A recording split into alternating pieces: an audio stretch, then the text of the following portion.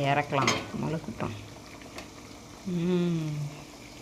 அம்மாடி ஒரு தலை போட்டோன்னே இறங்கிடுச்சு.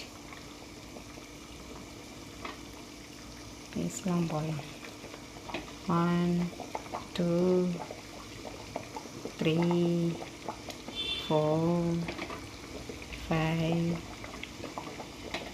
6 7 8 9 10 11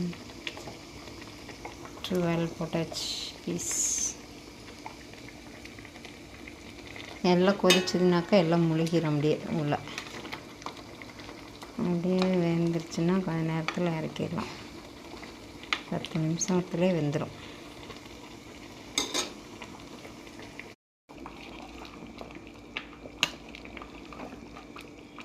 மீன் குழம்பு ரெடி ஆகிடுச்சு.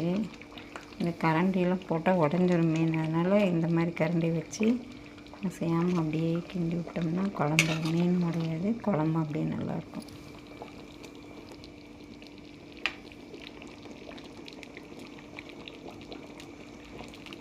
இப்படி இதேமாதிரி நீங்களும் மீன் குழம்பு வச்சு நல்லா சாப்பாடு சூடாக வச்சு சாப்பிடுங்க. ரொம்ப நல்லாயிருக்கும்.